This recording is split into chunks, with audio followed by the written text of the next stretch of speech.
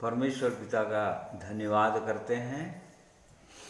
उसने फिर से हमारे जीवन में एक नया दिन जोड़ा, आज का दिन, ताकि हम अपने जीवित परमेश्वर की आराधना करें, उसकी स्तुति करें और उसमें होकर हम आनंदित और मगन हों।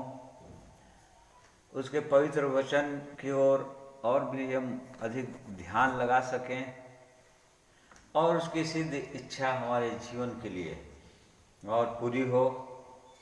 हम अपने जीवनों को जांच सकें कि हम प्रभु यीशु मसीह के स्वभाव में लगातार बढ़ रहे हैं कि नहीं, उसके समान बन रहे हैं कि नहीं। इसलिए परमेश्वर हमें बार बार अवसर देते हैं और जब तक प्रभु यीशु का आगमन नहीं होता है तब तक हमारे पास ये अवसर है कि हम अपने आप को उसके योग्य बना सकें। और इसलिए धन्यवाद करते हैं अपने जीवित परमेश्वर का, जिसने हमसे प्रेम किया और अपनी कृपा दृष्टि हम पर की और इस योग्य किया कि उसके चरणों में हम आ सकें, उसके प्रेम के स्वाद को चख सके और उसके आनंद और शांति के भागीदार हो सके, पवित्र आत्मा के भागीदार हो सके। ये बड़ा अनुग्रह उसने हमारे जीवन में किया है और इसलिए हम अपने महान परमेश्वर की स्तुति करते हैं, उसका धन्यवाद करते हैं जो लगातार हमारी सहायता कर रहे हैं। उसके पवित्र वचन के लिए धन्यवाद करते हैं, जिसके द्वारा हम अपने जीवित परमेश्वर को हम समझ सकते हैं, जान सकते हैं। उसकी महिमा हम प्रभु यीशु मसीह में देख सकते हैं कि वो कैसा परमेश्वर है। और इसलिए हम उसके वचन के लिए धन्यवाद दें और उसका उतना ही आदर करें जितना कि हमारे पुराने नियम के लोग, प्रभु के लोग आदर देते थे। राजा दाऊद कहता था कि तेरा वचन मेरे पाँव के लिए दीपक, मार्ग के लिए उजाला है। परमेश्वर की व्यवस्था हजारों रुपयों और मुहरों से भी उत्तम है और हमारे लिए भी वैसे ही है अभी भी, परंतु हम उसको कितना वैल्यू देते हैं या कितना हम अपने लिए कितना समझते हैं इस वचन को, हमारे लिए क्या कीमत रखता है परमेश्वर का वचन, ये हमको जांचना है, हमको देखना है। धन्यवाद करते हैं पवित्र आत्मा के लिए कि उसने हमें दिया है और उसी के कारण से ही, पवित्र आत्मा के कारण से ही हम परमेश्वर के प्रेम को समझ सकते हैं, उसके पवित्र वचन को समझ सकते हैं और उसके स्वभाव में आगे बढ़ भी सकते हैं। इसलिए मैं धन्यवाद करता हूँ आज के दिन में जितने प्रिय भाई बहन मेरे साथ जुड़ रहे हैं। आप सबों को जय मसीह की। आइए आज की आराधना को आरंभ करेंगे।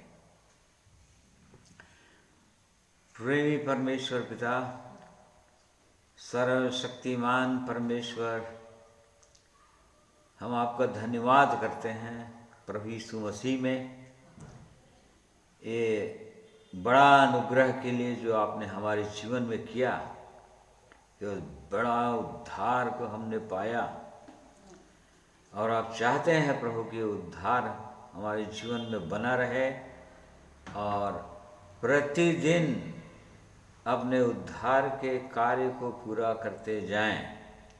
ये आपकी सिद्ध इच्छा है और इसलिए धन्यवाद करते हैं। आज फिर से अवसर दिया आपने, अब लगातार अवसर देते आ रहे हैं ताकि हम आपके स्वभाव में और आगे बढ़ें। जहाँ तक हम बढ़ें उससे और आगे बढ़ सकें, हमारी सहायता अगुवाई कीजिए।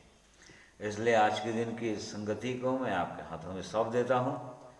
जितने प्रिय भाई बहन आज के वचन ऑनलाइन जुड़कर, ऑफलाइन जुड़कर प्रभु सुनते हैं, सबों पर आपकी कृपा दृष्टि हो और हर एक आपके पवित्र वचनों के द्वारा आशीषित हों, ऐसी सहायता अगुवाई कीजिए। धन्यवाद करते हैं आपके उपकारों के लिए जो आपने हमारे जीवन में किए हैं, जो अपरंपार है। हाँ प्रभु, उसका बदला हम क्या दें? क्या दे सकता है एक मनुष्य? आपको कुछ भी नहीं दे सकता।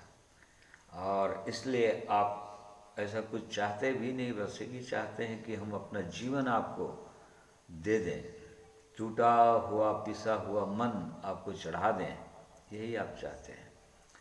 इसलिए आज के दिन में आपकी सहायता, आपकी अगुवाई मिले हमको, पवित्र आत्मा की उपस्थिति के लिए धन्यवाद करते हैं। और हर एक दुष्ट की देखी अनदेखी शक्तियों को प्रभु यीशु नासरी के नाम से यहाँ से हटाते हैं, ताकि पूरी शांति के साथ आपके चरणों में हम बैठें, आपके पवित्र वचन को सुने, महिमा के गीतों को गाएं, सुने। इन सब में हम आपकी सहायता अगुवाई को चाहते हैं। धन्यवाद करते हैं। प्रार्थना प्रभु यीशु के नाम में मांगते हैं, सुनिए, ग्रहण कीजिए, आमीन। आइए प्रभु की महिमा करेंगे गीतों के द्वारा। परमेश्वर इसमें हमारी सहायता अगुवाई करेंगे।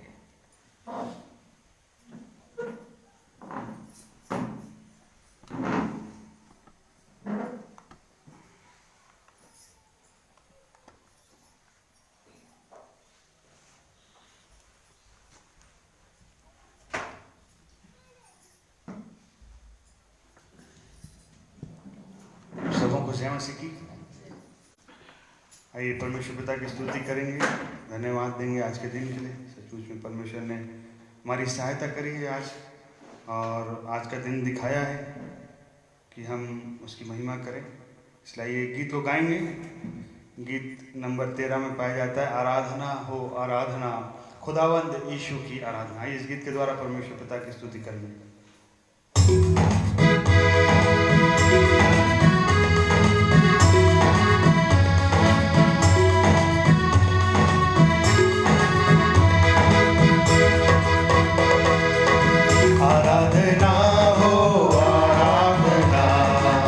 खुदावंद यीशु की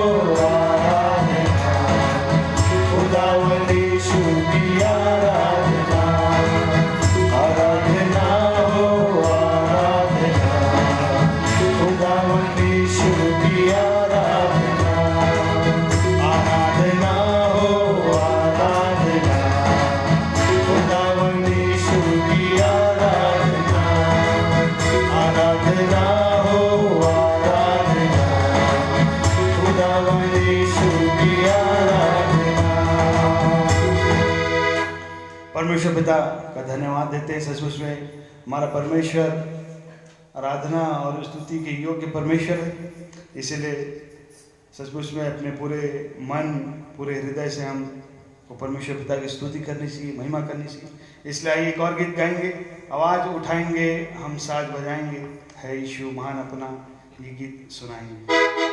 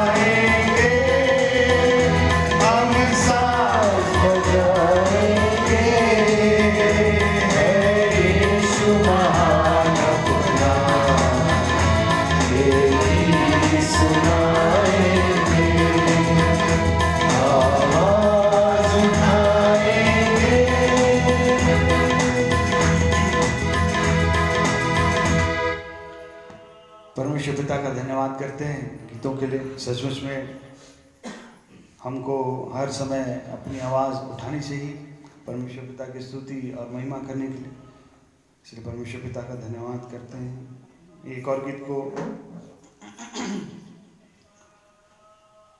परमेश्वर की महिमा में सुनेंगे।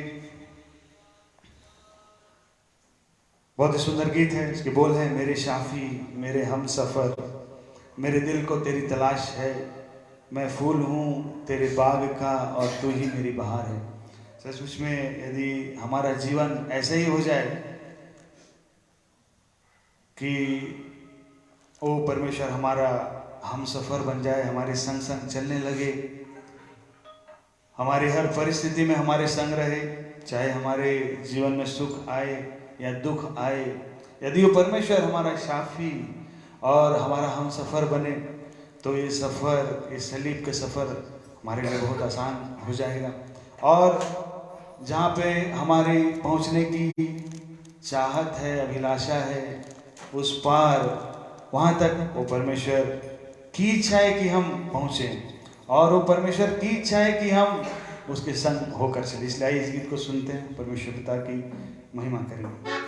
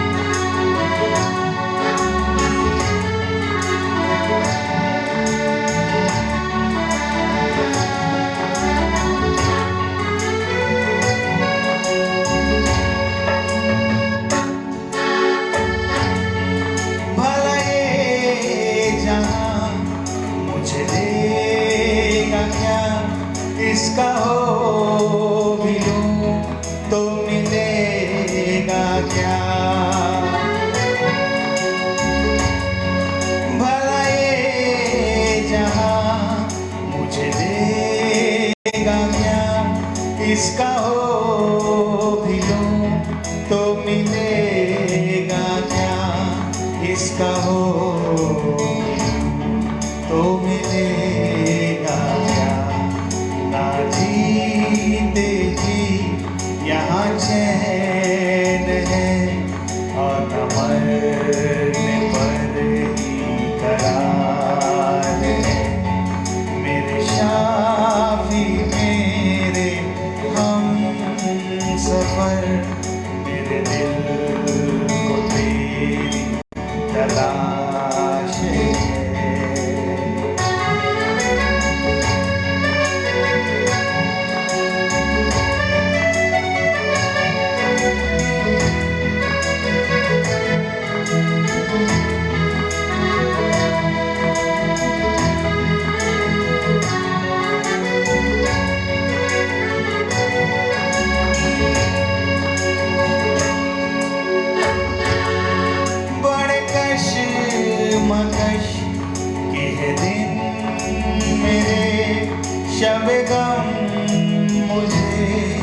खाने को है।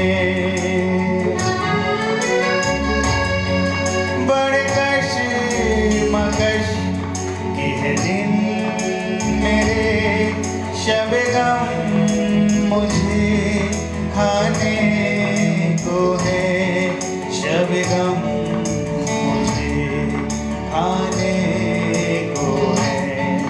आसी हूँ मैं तेरा इस कदर, मेरे लाज अब तेरे दर पे है। मेरे शाफी मेरे हम सफर, मेरे दिल को तेरी तलाश है।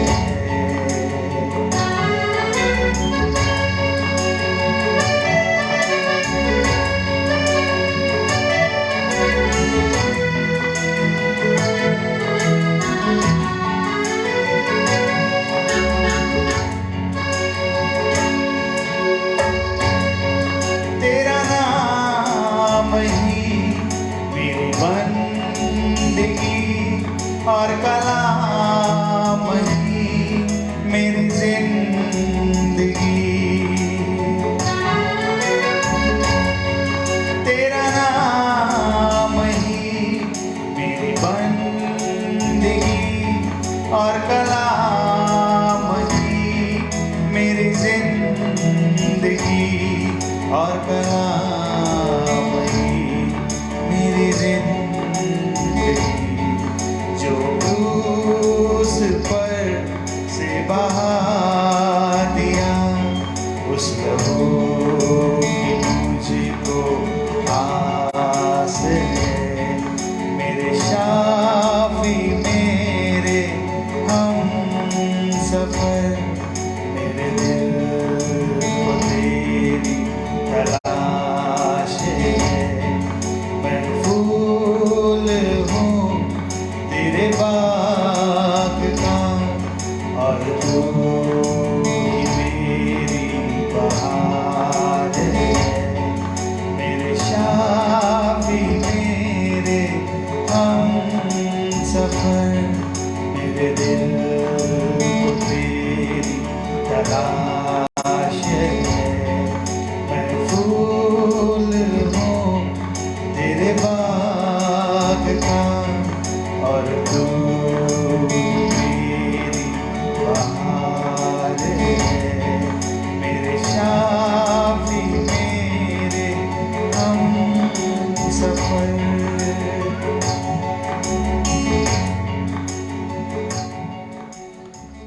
परमेश्वर पिता का धन्यवाद करता हूँ इस गीत के लिए। परमेश्वर पिता हम सब की सहायता करे कि सचमुच में वो हमारा शाफी और हमारा हम सफर बन जाए। परमेश्वर पिता को धन्यवाद।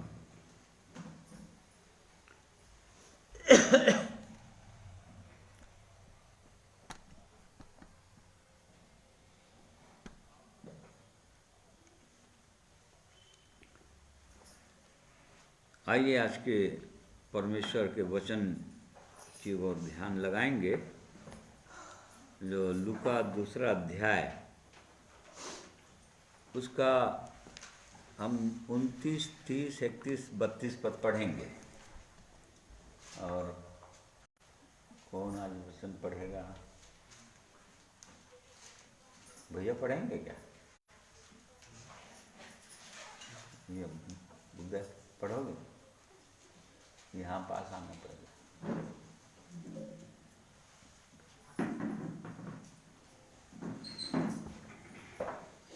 लूका 2 अध्याय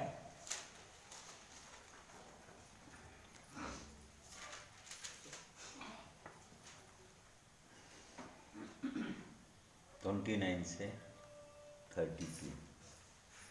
हे स्वामी, अब तू अपने दास को अपने वचन के अनुसार शांति से विदा करता है, क्योंकि मेरी आंखों ने तेरे उद्धार को देख लिया है, जिसे तूने सब देशों के लोगों के सामने तैयार किया है, कि वह अन्य जातियों को प्रकाश देने के लिए ज्योति और तेरे निज लोग इज़राइल की महिमा हो।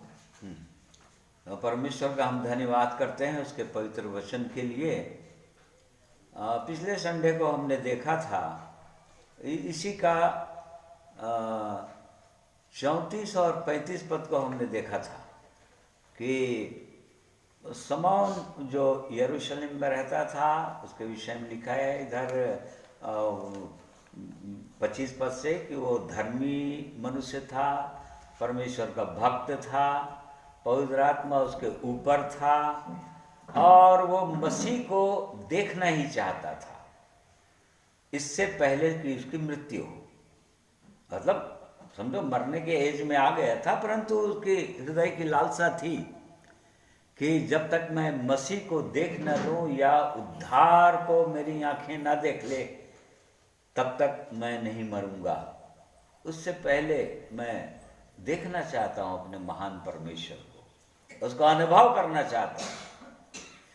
और तब उसने बताया कि वो क्यों यहाँ पर क्या ठहरेगा। वो पिछले समय हमने देखा था कि बहुतों के लिए गिरने का, बहुतों के लिए उठने का एक चिन्ह ठहराया जाएगा जिसके विरोध में बातें की जाएगी। और हम हमने देखा कि आज भी देख रहे हैं कि सारा संसार प्रभु यीशु के विरोध में है, प्रभु यीशु के विरोध में बातें करते हैं।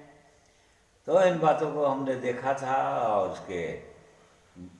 उसके आने से हमारा हृदय प्रकट हुआ, लोगों के हृदय प्रकट हो जाता है, लोगों के हृदय के अंदर क्या क्या विचार है, क्या क्या कल्पनाएं करते हैं, वो सब प्रकट हो जाता है। जब प्रभु यीशु एक मनुष्य के जीवन में आता है दोधारी तलवार के रूप में, और तब वो सब प्रकट हो जाता है। आज के दिन में हम देखेंगे उसी का ये गीत है, प्रार्थना रूपी गीत, जिसमें वो कह रहा है कि हे स्वामी, जब तू अपने दास को अपने वचन के अनुसार अब तू अपने दास को अपने वचन के अनुसार शांति से विदा करता है।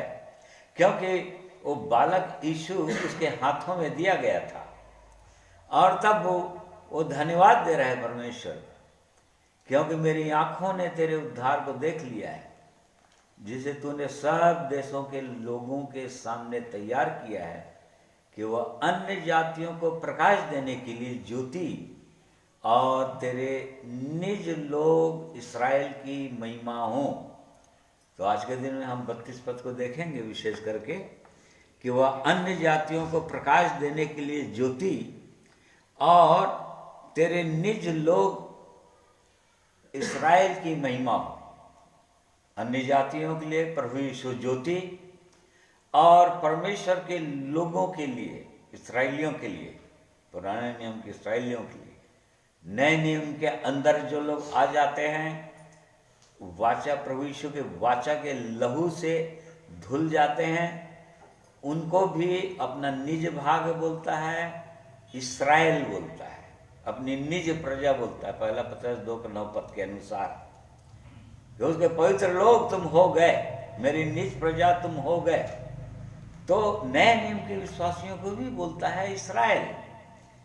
यदि उनका हृदय शुद्ध हो गया, हृदय साफ है, प्रभु यीशु के लहू से पूरी रीति से धुला हुआ है, उनका विवेक शुद्ध है, तो उनको भी इस्राएल कहता है। और यहाँ पर हम देख रहे हैं कि इस्राएल के लिए वो महिमा का कारण ठहरेगा प्रभु यीशु। मतलब जिनका हृदय शुद्ध है, जिन्होंने जीवन को समझ लिया, पा लिया, जिनकी आंखों ने उसके उद्धार को देख लिया, और उनके लिए वो महिमा का कारण होगा, और ताकि इस्राएलियों के लिए ज्योति का कारण बने। तो आज ये लालसा तो हम में से हर एक की होनी चाहिए, हर विश्वासियों की होनी चाहिए। और इसका परमेश्वर ने कहा जाकर जो सब लोगों के बीच में प्रचार कर दो, अन्य जातियों को बता दो कि वो लोग भी इससे पहले कि मृत्यु का स्वाद चखें, मृत्यु आ जाए, वो लोग भी उस उद्धार को देख लें, परमेश्वर का उद्धार को देख लें और इस संसार से बड़े शांति के साथ विदा हों। देखो, परमेश्वर के लोग शांति के साथ विदा होते हैं, मृत्यु को प्राप्त करते हैं जो लोग परमेश्वर के लोग होते हैं, और जिनके जीवन में उद्धार आ जाता है, परमेश्वर का प्रेम आ जाता है, और मरते समय भी बड़ी शांति के साथ विदा होते हैं, जिस प्रकार से यहाँ पर हम सिमोन के विषय में पढ़ रहे हैं। राजा दाऊद की भी यही आशा थी, यही प्रार्थना थी। भजन 39 Psalm 39 आखिरी पद देखो बोला, इससे पहले कि मैं यहाँ से चला जाऊँ और न रह जाऊँ, मुझे बचा ले, जिससे मैं प्रदीप्त जीवन प्राप्त करूँ। न देखो, ये परमेश्वर के जनों की ये प्रार्थना होती है। यदि कुछ भी गड़बड़ है जीवन में, क्योंकि उसके आगे अपनी प्रार्थना में वो ऊपर में कहता है कि मैं अपराध बंधन से मुझको छुड़ा ले, और उसके अंदर ये बंधन वो महसूस कर रहा था अपने जीवन में, और इसलिए उसके हृदय की लालसा ये थी कि इससे पहले कि इस संसार को छोड़ दे, शरीर को छोड़ दे, ओ प्रकाशमान जीवन, प्रदीप्त जीवन को ही वो प्राप्त करना चाहता था। ऐसे ही हम में से हर एक की ये लालसा होनी चाहिए, संसार के हर लोगों की लालसा होनी चाहिए। और इसी कारण से हम लोगों को बताते हैं, प्रभु यीशु ने कहा बताने के लिए, उनको भी बता दो कि मृत्यु कैसे होनी चाहिए एक मनुष्य की, और कैसे शांति के साथ इस संसार को छोड़ना चाहिए एक व्यक्ति को। तो यहाँ पर देख रहे हैं कि वो अन्य जातियों को प्रकाश देने के लिए ज्योति, इस सारा संसार में एक ही समस्या है, अंधकार, पूरी रीति से अंधकार। और यदि हम उत्पत्ति की पुस्तक पहली बात यदि परमेश्वर ने यदि कहा, किसी चीज को कहा यदि, तो देखिए क्या कहा उसने, दूसरा पद, पृथ्वी बेडौल और सुनसान पड़ी थी और गहरे जल के ऊपर अंधियारा था। हाँ देखिए, पूरी रीति से अंधेरे में डूबा हुआ था सारा संसार। शैतान पूरी तहस नहस कर दिया था उस समय से। इसके बाद जो उत्पत्ति 1 में जो सृष्टि परमेश्वर ने बनाया, फिर से बनाया उसको, वो उससे पहले जो सृष्टि थी तहस नहस हो चुका था, बेडौल हो चुका था, सुनसान हो चुका था। और ये परमेश्वर का वचन हम जानते हैं कि आत्मिक वचन है, मनुष्य के लिए लिखा है। परमेश्वर ने अपने वचन को मनुष्यों के लिए लिखा है। और इसी प्रकार से बिल्कुल आज सारा संसार अंधकार में डूबा हुआ है। तो सबसे पहली बात परमेश्वर ने जो कहा अपने मुंह से, शब्द निकालो, क्या कहा आगे, तीसरा पद, जब परमेश्वर ने कहा उजियाला हो तो उजियाला हो गया। देखो, पहले बात परमेश्वर ने कहा उजाला हो, और तब उजाला हो गया, क्योंकि सारा संसार, सारी पृथ्वी के ऊपर पृथ्वी बेडौल और सुनसान पड़ी थी, अंधकार था पूरी रीति से। और एक चीज और लिखा है, परमेश्वर का आत्मा मंडलाता था। मतलब परमेश्वर प्रेमी परमेश्वर है, और परमेश्वर अपने प्रेम में विवश था, क्योंकि मनुष्य को उसने बनाया अपनी महिमा के लिए, और इसलिए वो चाहता है आज भी उसके लोग महिमा से भरपूर हों। तो ये पहली बात परमेश्वर ने कहा था कि उजाला हो, और तब उजाला हो गया।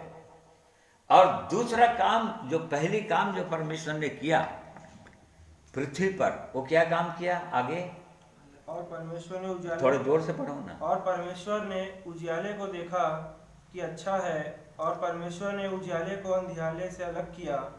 और परमेश्वर, हाँ देखिए, पहला काम किया उसने, जब उसने देखा कि उजाला हो गया, उजाला बहुत अच्छा है, और तब उसने अंधियारे को उजियाले से अलग किया।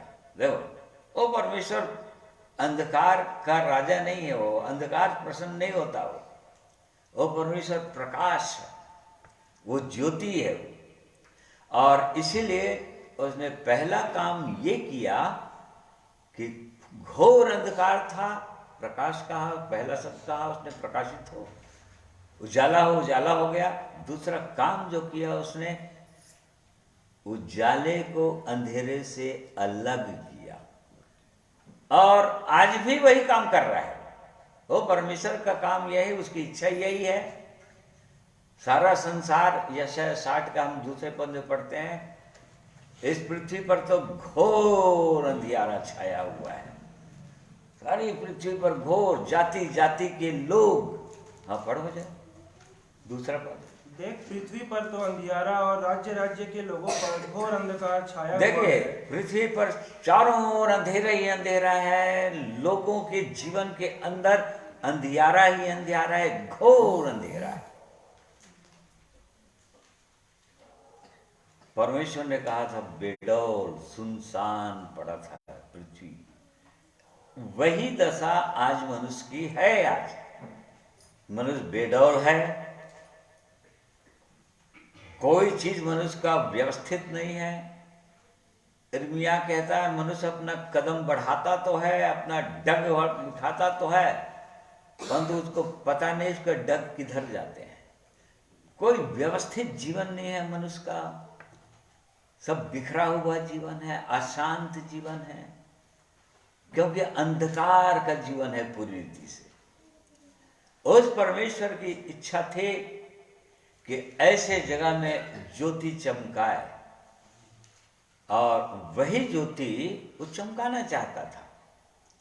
और इसी कारण से ये परमेश्वर के जन ने कहा कि अन्य जातियों को प्रकाश देने के लिए ज्योति होगा, वो प्रकाश हो जाएगा।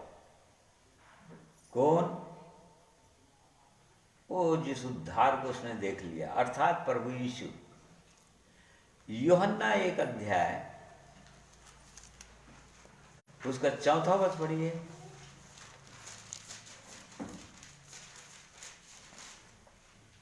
उसमें जीवन था और वह जीवन मनुष्यों की ज्योति था। हाँ, देखिए, उसमें जीवन था, किसमें? वचन में, जो अनादि परमेश्वर है, जो सर्वशक्तिमान परमेश्वर है, जो शब्द है, शब्दो ब्रह्म, उसमें जीवन था लिखा है। और वो जीवन मनुष्यों की ज्योति थी। ज्योति अंधकार में चमकती है, अंधकार ने उसे ग्रहण न किया। देखो, ज्योति हमेशा अंधकार में चमकती है, और अंधकार ने उसे ग्रहण नहीं किया। या उसका नीचे में ट्रांसलेशन लिखा हुआ है, अंधकार उस पर जयवंत ना हुआ। कभी भी अंधकार ज्योति पर जयवंत नहीं हो सकता। कभी भी अंधकार ज्योति को कैप्चर नहीं कर सकता, या ज्योति पर जय नहीं पा सकता। ज्योति में अंधकार के काम प्रकट होंगे, और ज्योति जो है, प्रकाश जो है, अंधकार को भगा देगा, पूरी रीति से हटा देगा उसको। और यही काम जैसे ही प्रभु यीशु ने कहा, उसके विषय में ही ये कहा है। 9 पद पढ़ो उसी का। सच्ची ज्योति जो हर एक मनुष्य को प्रकाशित करती है, जगत में आने वाली थी। हाँ, देखो, सच्ची ज्योति जो हर एक मनुष्य को प्रकाशित करती है, देखो, उसकी इच्छा ही थी, परमेश्वर की ये इच्छा है। वो हर एक मनुष्य को प्रकाशित करना चाह रहा था वो, क्योंकि हमने देखा कि हर जाति जाति, राज्य राज्य, देश देश के लोग घोर अंधकार में डूबे हुए, मनुष्य का हृदय घोर अंधकार में डूबा हुआ। उस परमेश्वर की इच्छा थी कि हर एक मनुष्य को प्रकाशित करे, और वो सच्ची ज्योति बनकर आया। इसलिए प्रभु यीशु सच्ची ज्योति बनकर आया। ये प्रभु यीशु की इसलिए लिखा है, सच्ची ज्योति हर एक मनुष्य को प्रकाशित करती है जो जगत में आने वाली थी, और वो आ गया। वो प्रभु यीशु आ गया, लो 1000 साल पहले वो प्रभु यीशु इस जगत में आ गया, ज्योति बनकर आया। वो प्रकाश है वो, और ज्योति बनकर आया तो क्या करने के लिए आया? अंधकार को मिटाने के लिए आया। और इसीलिए जहां पर आया वो बेतलहम में, नासरत में रहा, नासरी कहलाया। जहां जहां था वो प्रकाशित करता रहा अपने जीवन को, जब तक अपने माता पिता के अधीन था, व्यवस्था के अधीन था, लिखा है, तब तक वो बढ़ता गया और परमेश्वर का भय उसके जीवन में बना रहा। परमेश्वर का वचन उसको मालूम हो गया, और इस प्रकार से वो 30 साल तक अपने माता पिता के अधीन रहा, व्यवस्था के अधीन रहा, नासरत में रहा, जहां वो पाला पोसा गया था। फिर उसके बाद हम पढ़ते हैं मत्ती 2 अध्याय में,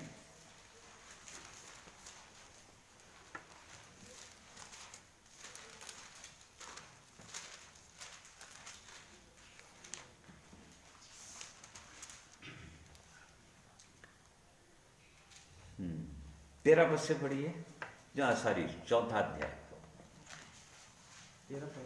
हाँ। और वह नासरत को छोड़कर कफरनहूम में, जो झील के किनारे जुबुलून और नप्ताली के देश में है, जाकर रहने लगा। हाँ, देखिए, उसके बाद नासरत को छोड़ दिया। जैसे ही सेवा आरंभ किया प्रभु यीशु, जैसे ही प्रभु यीशु का बपतिस्मा हुआ, जैसे ही वो पवित्र आत्मा के सामर्थ्य से भर गया, उसके बाद वो नासरत को छोड़ दिया, अपने माता पिता के घर को छोड़ दिया। और उसके बाद यहाँ पर लिखा है कि कफरनहूम में रहने लगा। हम जानते हैं कि कफरनहूम में किराए के घर में रहने लगा, तो वहां पर रहने लगा। और जब रहने लगा तो जहां जहां प्रभु यीशु गए, अंधकार में ज्योति चमकी, लिखा है। 14 पद से पढ़ो। ताकि जो यशाया भविष्यद्वक्ता के द्वारा कहा गया था वह पूरा हो। जबूलून और नप्ताली के देश, झील के मार्ग से यरदन के पार अन्य जातियों का गलील, जो लोग अंधकार में बैठे थे, उन्होंने बड़ी ज्योति देखी, और जो मृत्यु के देश और छाया में बैठे थे उन पर ज्योति चमकी। हाँ, देखिए, जहां जहां प्रभु यीशु गए वहां पर ज्योति चमकी। जो लोग अंधकार में बैठे थे, जिनका हृदय अंधकार से भरा हुआ था, उनके अंदर वो ज्योति चमक गई। और जो लोग मृत्यु के देश और छाया में बैठे थे, उन पर ज्योति चमकी। जो लोग मृत्यु में थे, मृत्यु बंधन में जकड़े हुए थे और हमेशा की मृत्यु में जाने वाले थे, अर्थात अनंत आग में, आग की झील में, जो दूसरी मृत्यु है उसमें जाने वाले थे, परंतु जैसे ही प्रभु यीशु यहाँ पर आया, कफरनहूम में आए, जहाँ पर रहने लगे, उन पर जो लोग अंधेरे में बैठे थे, अर्थात जहाँ जहाँ जिनके साथ प्रभु यीशु का संपर्क हुआ, या जो लोग प्रभु यीशु मसीह के उपदेश को सुने, उनके जीवन के अंधेरे भाग प्रकट हो गए, उनके मन के विचार प्रकट हो गए, और उन पर उन्होंने बड़ी ज्योति देखी। और जो लोग मृत्यु के देश और छाया में बैठे थे, उनको समझ में आ गया कि ज्योति किसको कहते हैं। तो ये परमेश्वर की सिद्ध इच्छा है, प्रभु यीशु की सिद्ध इच्छा है कि वो ज्योति बनकर आया। और ज्योति बनकर आने के बाद उसने बार बार अपने चेलों को इस बात को बताया कि जब तक मैं हूँ ज्योति के रूप में इस संसार में, तब तक वो दिन है समझो, और वो रात आने वाली है। वो बार बार बताने वाले हैं। मतलब जब तक मैं हूँ, यूहन्ना 9 अध्याय उसका 5वां पद पढ़िए तो, जब तक मैं जगत में हूँ तब तक जगत की ज्योति हूँ। बस प्रभु यीशु ने कहा जब तक मैं जगत में हूँ तब तक जगत की ज्योति। मतलब प्रभु यीशु 33.5 साल तक इस पृथ्वी पर थे और तब तक इस जगत की ज्योति थे। वो इस्राएल देश में चले फिरे, बढ़े, और जहां जहां वे गए, जो लोग अंधकार में बैठे थे उन पर ज्योति चमकी, और जो लोग मृत्यु में पड़े हुए थे उन पर ज्योति चमकी, और वो लोग उस प्रभु यीशु के पास आ गए और जान गए वो लोग कि यही ज्योति है, यही प्रकाश है। तो यहाँ पर अभी प्रभु यीशु तो नहीं है, वो तो चले गए। प्रभु यीशु 33.5 साल के बाद क्रूस की मृत्यु सहकर जी उठकर वो चले गए, और तब अभी कौन ज्योति है?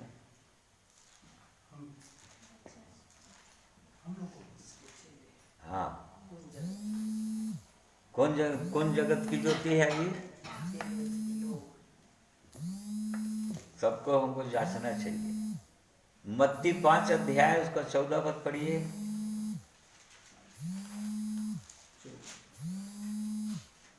तुम जगत की ज्योति हो, जो नगर पहाड़ पर बसा हुआ है वह छिप नहीं सकता। हाँ, देखिए यहाँ पर प्रभु यीशु ने कहा अपने चेलों को तुम जगत की ज्योति हो। ये जिम्मेदारी परमेश्वर के लोगों की अब हो जाता है कि वो लोग जगत की ज्योति हैं। क्या जो लोग इसका अनुभव करते हैं वो कह सकते हैं कि मैं जगत की ज्योति हूँ? हमको जांचना है, अपने आप को जांचना है। एकाएक नहीं कह पाते हैं।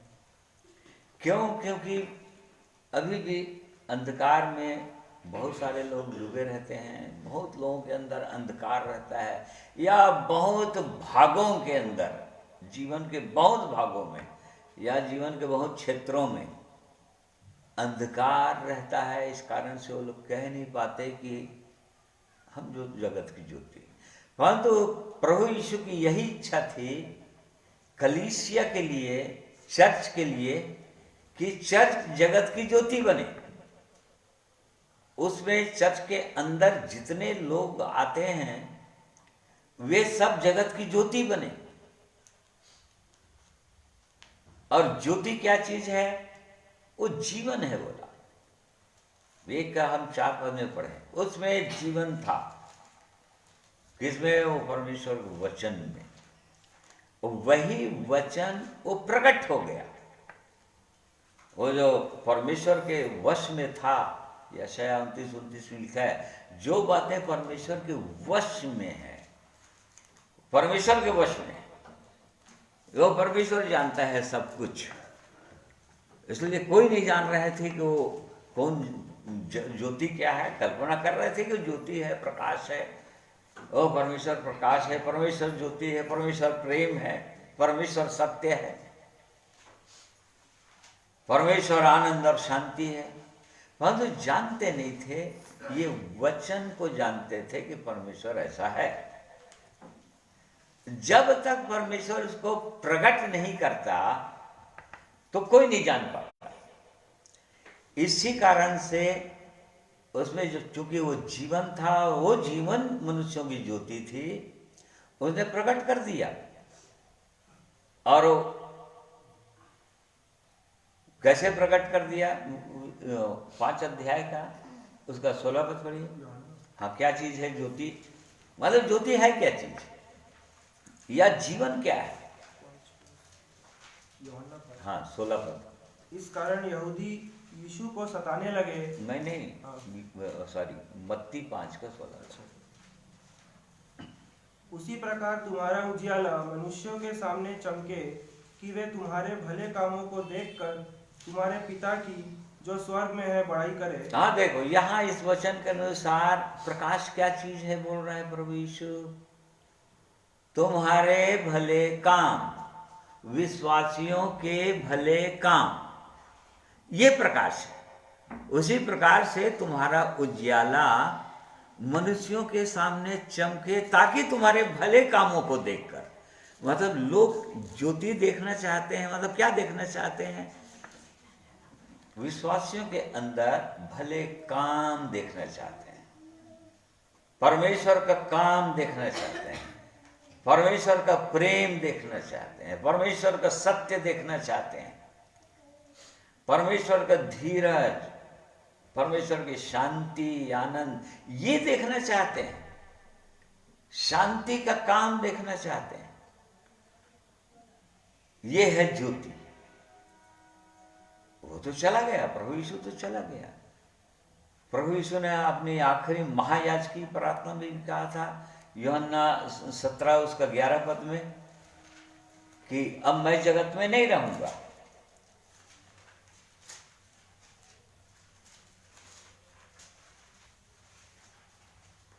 मैं अब जगत में न रहूंगा, परंतु ये जगत में रहेंगे और मैं तेरे पास आता हूँ। हाँ देखो, यहाँ पर परमेश्वर पिता से प्रार्थना कर रहे थे प्रभु यीशु। आखिरी प्रार्थना था ये क्रूस पर जाने से पहले, और इसलिए वो पिता से प्रार्थना कर रहे थे, हे परमेश्वर, इनको भी जैसा मैं पवित्र हूँ, हम पवित्र हैं, वैसे ही इनको भी पवित्र कर देना अपने वचन के द्वारा। क्यों? क्योंकि अब मैं इस जगत में नहीं रहूंगा, परंतु ये लोग रहेंगे, इस जगत में ये लोग रहेंगे। और ये लोग जगत में रहेंगे तो ज्योति बनकर रहेंगे, परमेश्वर की ज्योति बनकर रहेंगे। अर्थात इनके जीवन को लोग देखेंगे, इनके कामों को देखेंगे, इनके व्यवहारों को देखेंगे लोग, और तब जो लोग देखेंगे उनके हृदय के अंदर जो अंधकार है उसमें प्रकाश चला जाएगा, और उस प्रकाश में वो अपने जीवन को देख लेंगे। वो अपने जीवन के अंधेरे भागों में, अपने जीवन के अंधेरे छिपे हुई चीजों को देख लेंगे, क्योंकि अंधेरा में कोई चीज दिखाई नहीं देता है। आज लोगों को थोड़ी समझ में आ रहा है क्योंकि पापी हैं या धर्मी हैं, या पापी हैं तो कितना पापी हैं, या पाप है तो क्या है पाप। आज मनुष्य को कुछ समझ में नहीं आता। जो 2-4 जो बड़े बड़े पाप हैं उसी को समझते हैं इस संसार के लोग पाप, और बाकी परमेश्वर के वचन में लिखा है, सिर से लेकर नख तक, पैर के नख तक कहीं पर कोई आरोग्यता नहीं, अर्थात पापों में डूबा हुआ है मनुष्य। रोमियो 7 का 18 पद में हम पढ़ते हैं, मैं जान गए हैं परमेश्वर की मुझ में, अर्थात मेरे शरीर में कोई अच्छी वस्तु वास नहीं करती। मनुष्य के जीवन में कोई अच्छी वस्तु वास नहीं करती। और परमेश्वर बार बार मनुष्य को बताना चाह रहा है कि मनुष्य पापी है, महिमा से रहित हो गया है, परमेश्वर की महिमा कहीं पर नहीं है, कोई धर्मी नहीं, एक भी नहीं, कोई भलाई करने वाला नहीं, एक भी नहीं।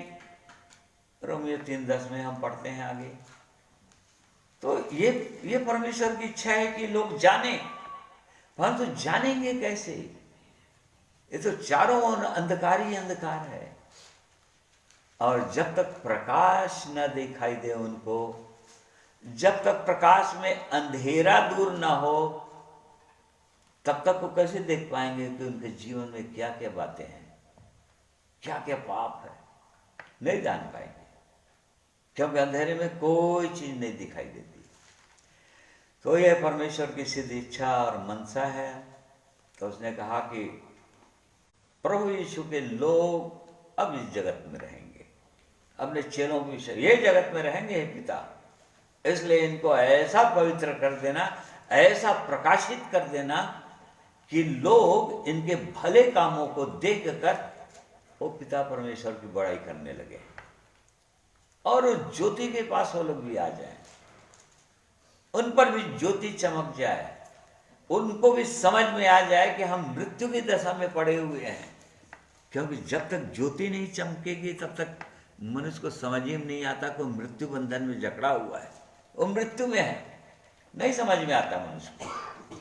तो इस प्रकार से पूरी रीति से अंधकार में मनुष्य डूबा है।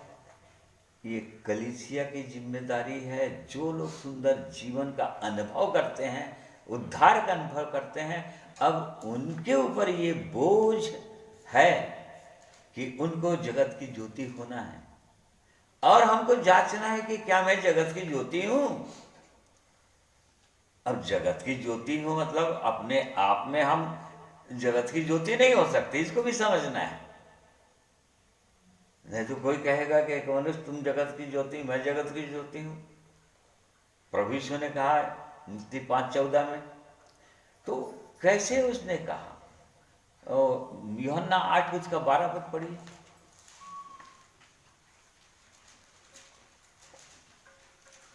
यीशु ने फिर लोगों से कहा, जगत की ज्योति मैं हूँ, जो मेरे पीछे हो लेगा वह अंधकार में न चलेगा परंतु जीवन की ज्योति पाएगा। हाँ देखो, जगत की ज्योति वो तो परमेश्वर ही है, वो तो प्रभु यीशु ही है। परंतु जब उसका प्रकाश हमारे जीवन में आता है, एक मनुष्य के जीवन में आता है, या उसके सामर्थ्य जब एक मनुष्य के जीवन में आता है, तब हम प्रभु यीशु मसीह में प्रकाशित हो सकते हैं। ये कहने का अर्थ है इसका। तुम प्रकाशित हो, अब तुम जगत की ज्योति हो, अर्थात वो स्वयं परमेश्वर तुम्हारे हृदय के अंदर आना चाहिए। जैसा कि उसने कहा, पहली बात उसने कहा उत्पत्ति 1-2 पद में, 3 पद में, उजाला हो गया। और उसके बाद उसने अंधेरे को उजाले से एकदम अलग कर दिया। क्यों? क्योंकि उजाला, प्रकाश और अंधकार की कोई संगति हो ही नहीं सकता, कोई संगति नहीं हो सकता। उजाला, प्रकाश और अंधकार की कोई संगति, कोई फेलोशिप नहीं हो सकता। और इसी कारण से परमेश्वर ने एकदम अलग कर दिया। अब उसके बाद 2 कुरिन्थी 4 अध्याय, उसको हम पढ़ते हैं। उसमें 4 पद में ये अंधकार क्यों है, किस कारण से अंधकार हुआ था, क्या कारण है अंधकार का? पढ़ो 4 पद।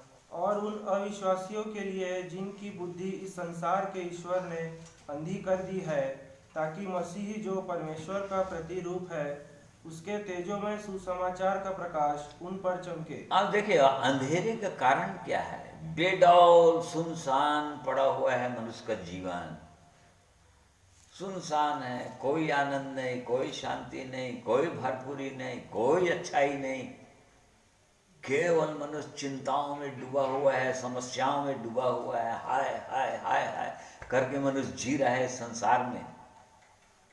उसका कारण क्या है? यहां पर लिखा है कि और उन अंधकार इस संसार का ईश्वर अर्थात शैतान ने मनुष्य की बुद्धि को या माइंड को अंधा करके रख दिया है, अंधेरे में डाल दिया है, पूरा अंधकार कर दिया है, अंधा कर दिया है पूरी रीति से। मनुष्य की बुद्धि को ही अंधा कर दिया है। तीमुथियुस में लिखा है मनुष्य की बुद्धि को भ्रष्ट कर दिया है शैतान, पूरी रीति से भ्रष्ट कर दिया है, अंधेरे में डाल दिया है पूरी रीति से। और उस कारण से मनुष्य को कुछ सूझ ही नहीं रहा है कि क्या करें, कुछ समझ ही नहीं आ रहा है कि क्या सही है क्या गलत है, कौन सा रास्ता सही है, किस रास्ते से हम परमेश्वर के पास जा सकते हैं, या जिस रास्ते पर चले जा रहे हैं उसके अंत में गड्ढा है या मृत्यु है या विनाश है। ये मनुष्य को कुछ समझ ही नहीं आ रहा है। क्यों नहीं आ रहा है? क्योंकि अंधेरे में, अंधकार में शैतान मनुष्य की बुद्धि को अंधेरे में डाल दिया, अंधकार में डाल दिया है। उसी का 6वां पद पढ़ना।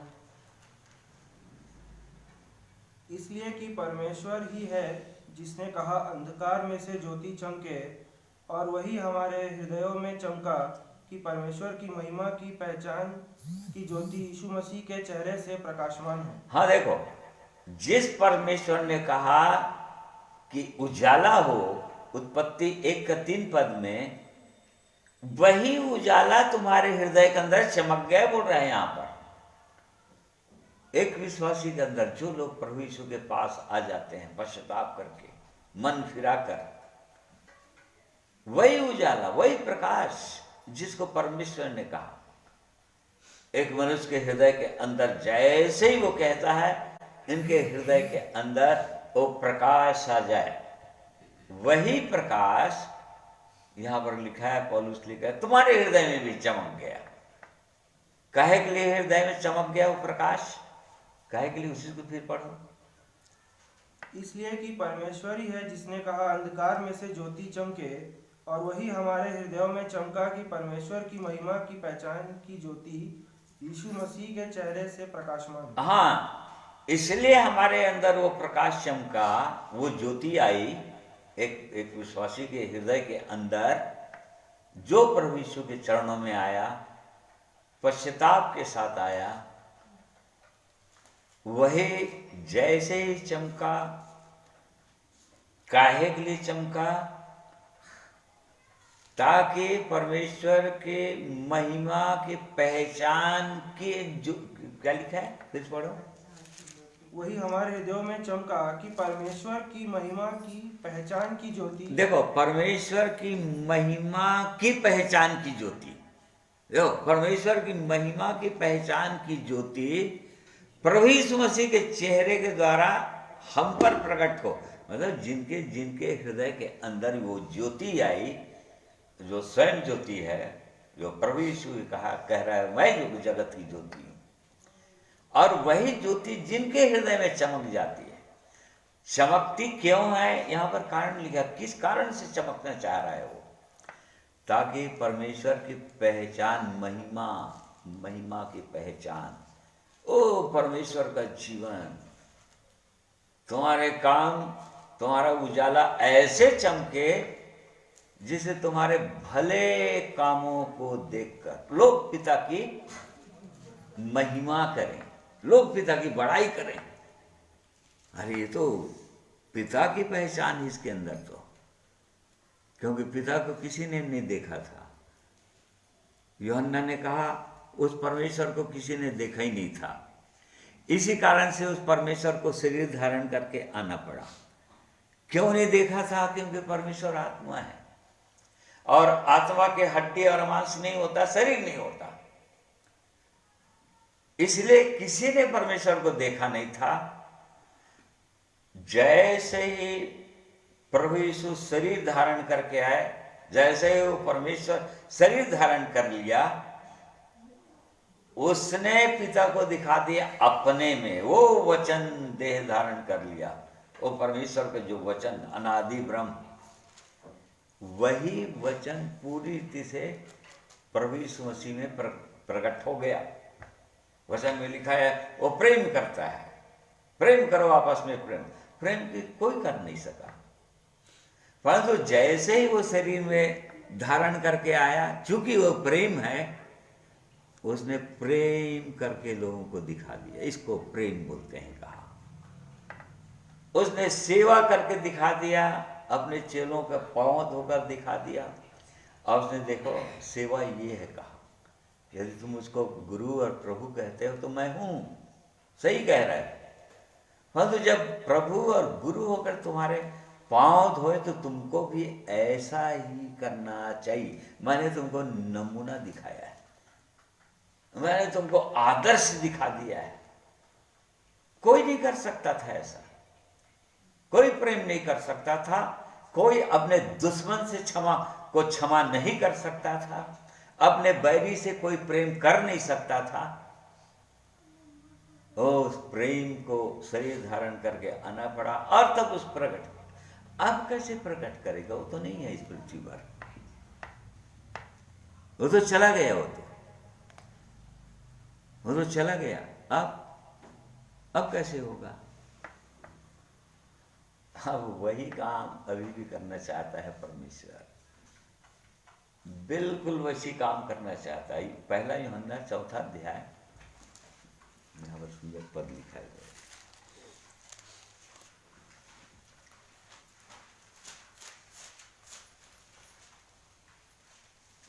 दूसरा पद पढ़ो।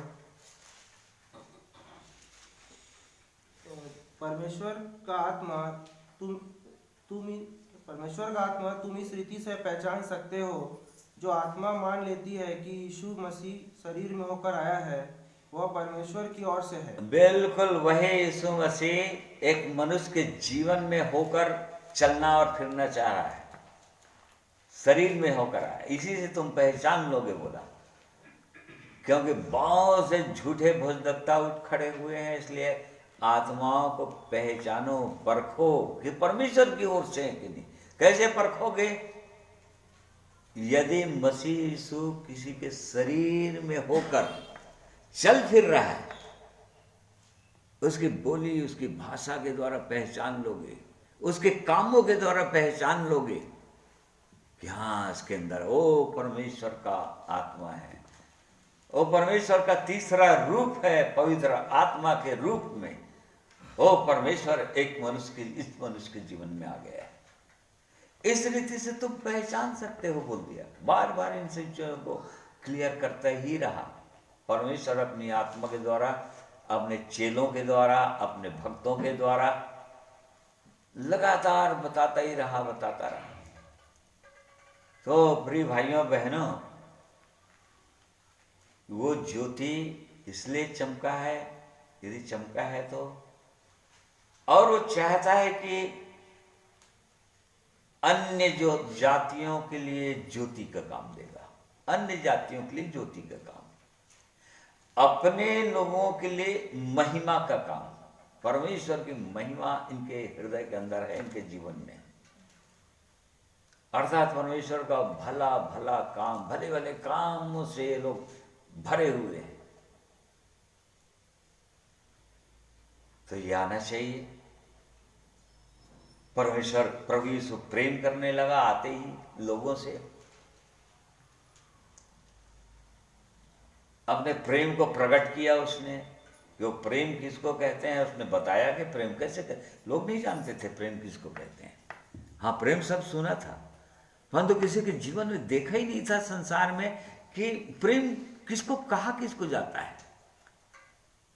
परंतु जैसे ही प्रभु यीशु आया, उसने प्रकट कर दिया। तो देखो प्रेम, लोग उसको गालियां दे रहे हैं, उनको आशीष दे रहे हैं, उनके लिए प्रार्थना कर रहा है, उसको पथरवाह कर रहे हैं, उनको क्षमा कर रहा है, उनको घूसे मार रहे हैं, उनको दोष लगा रहे हैं, उनको क्षमा कर रहा है, उनके लिए प्रार्थना कर रहा है। उसने प्रकट कर दिया कि इसको प्रेम बोलते हैं। उसकी शांति भंग नहीं हो रही। प्रभु यीशु ने कहा, मैं अपनी शांति तुम्हें देता हूं। उसकी शांति भंग नहीं हुई। उसने, उसके मुंह से कोई किसी प्रकार से किसी के लिए अपशब्द नहीं निकले या दोष नहीं लगाया किसी पर। उसने सारा दोष को अपने ऊपर ले लिया। तो इस प्रकार से ये परमेश्वर की सीधी इच्छा मनसा आज भी है। इसलिए परमेश्वर अपने लोगों के द्वारा, उसने पौलुस के द्वारा कहा कि ज्योति अंधकार की कोई संगति नहीं। दूसरा कुरिन्थी 6 अध्याय उसका 14 पद से हम पढ़ते हैं, कोई समझौता नहीं हो सकता, कोई फेलोशिप नहीं।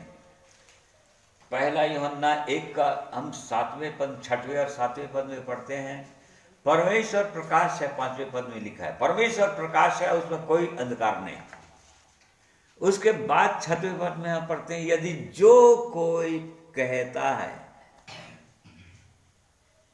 कि, हाँ पढ़ो, यदि हम कहें कि उसके साथ हमारी सहभागिता है और फिर अंधकार में चले, तो हम झूठे हैं और सत्य पर नहीं चलते। देखिए, कोई भी व्यक्ति परमेश्वर का वचन बोल रहा है, वो व्यक्ति झूठा है यदि कोई ऐसा बोलता है तो, कि परमेश्वर के साथ उसकी संगति है, परमेश्वर के साथ उसका फेलोशिप है। परमेश्वर ज्योति है, और यदि झूठ बोल रहे हैं मतलब अंधकार है। यदि झूठ बोल रहे हैं, यदि लालच का पाप है, यदि अहंकार का पाप है तो कहीं न कहीं अंधकार उसके जीवन में है, और उसका संबंध फिर परमेश्वर के साथ सही नहीं है, उसकी संगति परमेश्वर के साथ नहीं है। और यदि परमेश्वर के साथ संगति सही नहीं है तो उसका संगति मनुष्य के साथ भी सही हो नहीं सकता, क्योंकि जैसे परमेश्वर के साथ एक मनुष्य का संगति टूटा आदम हवा का, उनका संगति आपस में भी टूट गया, एक दूसरे पर दोषारोपण करने लगे, एक दूसरे को मर्डर करने लगे, संगति टूट गया क्योंकि पूरी रीति से। इसीलिए एक और दो पद उसमें वो पहला यूहन्ना एक का जो 6 और 7 पद में हमने पढ़ा, उसमें ये फिर पढ़ो। यदि हम कहें कि उसके साथ हमारी सहभागिता है और फिर अंधकार में चले तो हम झूठे हैं और सत्य पर नहीं चलते। पर यदि जैसा वह ज्योति में है वैसे ही हम भी ज्योति में चले तो हम एक दूसरे से सहभागिता रखते हैं, और उसके पुत्र यीशु का लहू हमें सब पापों से शुद्ध करता है। हाँ, देख लिए 5वां पद। जो समाचार हमने उससे सुना और तुम्हें सुनाते हैं वह यह है कि परमेश्वर ज्योति है और उसमें कुछ भी अंधकार नहीं। देखो, परमेश्वर ज्योति है, उसमें कुछ भी अंधकार नहीं। याकूब बोलता है अदल बदल करने के द्वारा भी कोई अंधकार नहीं हो सकता। जैसे कि लाइट जल रहा है, लाइट के पीछे यदि देखेंगे तो वहां पर थोड़ा सा अंधेरा है, परंतु परमेश्वर के विषय में बोल रहा है कि उसको अदल बदल, याकूब बोलता है यदि अदल बदल इधर उलट पुलट भी दे दिया जाए तो भी कहीं पर भी अंधकार नहीं है उसमें। और यदि कोई विश्वासी कहता है कि उसके साथ मेरा संबंध है, उसके साथ मेरी संगति है, और उसके अंदर झूठ है, लालच है या और कोई पाप है, परमेश्वर की इच्छा के विरुद्ध में है, तो परमेश्वर के वचन में हमने देखा वो झूठा व्यक्ति है, वो झूठा है, वो कह नहीं सकता, वो सही नहीं है, झूठ है। तो ये परमेश्वर की इच्छा है। इसीलिए दूसरे कुरिन्थियों 4 अध्याय 6 अध्याय उसका 14 पद से आगे पढ़ो।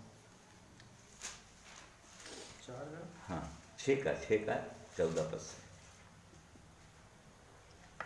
अविश्वासियों के साथ असमान जुए में न जुटो, क्योंकि धार्मिकता और अधर्म का क्या मेलजोल, क्या ज्योति और अंधकार की क्या संगति, या और मसीह का बलियाल के साथ क्या लगाव, या विश्वासी के साथ अविश्वासी की का क्या नाता, और मूर्तियों के साथ परमेश्वर के मंदिर का क्या संबंध, क्योंकि हम तो जीते परमेश्वर के मंदिर है, जैसा परमेश्वर ने कहा है, मैं उनमें बसूंगा और उनमें चला फिरा करूंगा, और मैं उनका परमेश्वर हूँगा और वे मेरे लोग होंगे। हाँ, देखो यहाँ पर कहना क्या चाह रहा है, इनके इनके इनके, इनके साथ मेल मिलाप में संगति नहीं कर, क्योंकि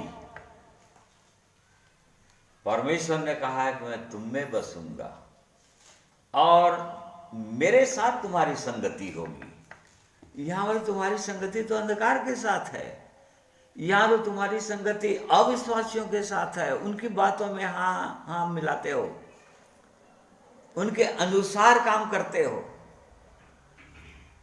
और इसी कारण से मैं तुम्हारे हृदय के अंदर बस नहीं पा रहा हूं, तुम्हारे हृदय के अंदर होकर चल फिर नहीं पा रहा हूं, क्योंकि और किसी किसी चीजों के साथ तुम्हारी संगति है। ये बोलना चाह रहे हैं यहां पर परमेश्वर। और इसलिए उसने कहा उनके बीच में से निकलो, अशुद्ध वस्तु को मत छुओ, तब मैं तुमको ग्रहण करूंगा और तुम मेरे पुत्र और पुत्रियां होंगे। ये सर्वशक्तिमान परमेश्वर का वचन है। तो ये बहुत अद्भुत वचन है परमेश्वर का। उसने कहा तुम जगत की ज्योति। अब मालूम हम जगत की ज्योति हैं, तो अपने आप से हम जगत की ज्योति नहीं हो सकते। एक विश्वासी अपने आप से कभी भी जल नहीं सकता, प्रकाशित हो नहीं सकता। कैसे? जिस प्रकार से लाइट को देखिए, लाइट जल रहा है, बल्ब जल रहा है, ट्यूब जल रहा है, ये अपने आप से जल नहीं सकता। उसको ऐसे ला के बाजार से लाकर यहीं पर रख दीजिए, वो अपने आप से उसमें प्रकाश कहीं पर नहीं है, कहीं पर कहीं जलेगा ही नहीं उसमें। परंतु जैसे ही उसका प्रकाश जहां से पावर आ रहा है, बिजली का पावर आ रहा है जहां से, उस पावर के साथ जैसे ही जोड़ा जाता है वो प्रकाशित हो जाता है। और जहां पर कई बार ऐसा होता है कि वो जलता है, बुझता है, इसका कारण हम कभी ढूंढते हैं, क्या कारण है? अरे लूज कनेक्शन है। मतलब वो कनेक्शन जैसे होना चाहिए वहां पर वैसा कनेक्शन कभी कभी कभी जुड़ जाता है तो प्रकाशित हो जाता है। कहीं कहीं पर कई बार ऐसे ही होता है प्रिय भाइयों और बहनों। कभी कभी ऐसा लगता है कि हाँ प्रकाशित है, फिर कुछ आ गया जीवन के अंदर, झूठ आ गया या लालच आ गया या और कोई कोई बुरी बुरी बातें आ गई जिसको हमने ठीक नहीं किया परमेश्वर के साथ या मनुष्यों के साथ, तो समझ जाओ वहां पर कनेक्शन टूट गया। ये जब तक पावर रहेगी इसके अंदर, बिजली का पावर आते रहेगा तभी तक वो जलते रहेगा। जहां भी उसको स्विच ऑफ करेंगे या पावर उससे कट ऑफ हो जाएगा, वो जलेगा ही नहीं, वो प्रकाश देगा ही नहीं। बहुत सुंदर उदाहरण है ये। उसी प्रकार एक विश्वासी का जीवन, जब तक वो प्रकाश नहीं आएगा, प्रकाश नहीं आएगा कहने का मतलब, ओ प्रभु यीशु ने कहा जब पवित्र आत्मा तुम पर आएगा तब तुम सामर्थ पाओगे। देखो पवित्र आत्मा जब आया तब चेले लोग सामर्थ पाए, और उसके बाद तो पूरी सारी दुनिया में तहलका मचा दिए। तब तक वो लोग यरूशलेम में थे, यरूशलेम में प्रकाशित होते रहे। वो लोग नहीं हो पा रहे थे प्रकाशित जब तक पवित्र आत्मा नहीं आया। तो वो तो डरे हुए थे, कमरे में बंद थे वो लोग, तो वो लोग प्रकाशित निकल ही नहीं पा रहे थे, तो खुद ही एक कमरे में बंद थे वो लोग डर के मारे। उसके चेले लोग प्रभु यीशु के क्रूस पर जाने के बाद, और उसके बाद जब तक प्रभु यीशु वो स्वर्ग नहीं गया और जब तक पवित्र आत्मा नहीं आया तब तक वो तो एक कमरे में रहते थे लोग डर के मारे। अंधकार था क्योंकि ओ प्रकाश नहीं आया था उनके जीवन में। प्रभु यीशु ने कहा जब पवित्र आत्मा तुम पर आएगा तब तुम सामर्थ पा जाओगे और तब तुम मेरे गवाह हो जाओगे। प्रभु यीशु इस्राएल में रहा, हमने देखा नासरत में वो गवाही दिया होगा और लोग देखे होंगे। कफरनहूम नगर में रहा, लोग वक्त देखे होंगे उसके जीवन को। जहां जहां उपदेश देता था लोग वक्त देखे उसके जीवन को। जब क्रूस की मृत्यु सह रहा था और जब उसकी मृत्यु हो गई तो एक व्यक्ति ने कहा था, जो सिपाहियों का या जो लोग चढ़ा रहे थे क्रूज पर, तो भाला वाला मार रहे थे, बड़े मार साहब सैनिक लोग, उनका जो चीफ था या उनका जो कैप्टन रहा होगा, उसने कहा था, क्या कहा था? हाँ, निश्चय सचमुच में ये परमेश्वर का पुत्र। क्यों कहा होगा? उसका तो काम था, उनका तो काम ही था। ऐसे रोमन गवर्नमेंट की वो सजा थी, क्रूर सजा जिनको देना होता था उनको क्रूस की सजा दी जाती थी। तो वो तो अभ्यस्त था, पता नहीं कितने कितने लोगों को ऐसी सजा दिया होगा। वो अपने सामने मरते देखा होगा क्रूस पर चढ़ के, और उनकी बोली भाषा को सुना होगा। कोई गालियां दे रहा है तो कोई किसी पर दोष लगा रहा है, कोई रोमन गवर्नमेंट पर दोष लगा है, कोई सिपाहियों पर दोष लगा रहा है, तो और गालियां दे रहा है। तो ऐसा सुना था अब तक, वो वैसे सुना रहा होगा। परंतु पहली बार उसने सुना होगा प्रभु यीशु मसीह के शब्दों को। ये कैसा व्यक्ति है? अब तक तो मैंने गालियां देते सुना है लोगों को, ऐसा मरते अशांत और पीड़ा में तड़पते तड़पते मरते मैंने देखा है अब तक। मैंने देखा कि ये कैसा व्यक्ति है। जो अपने मारने वालों को शांति दे रहा है, क्षमा कर रहा है। हे पिता, उनके लिए प्रार्थना कर रहा है, हे पिता इनको क्षमा कर।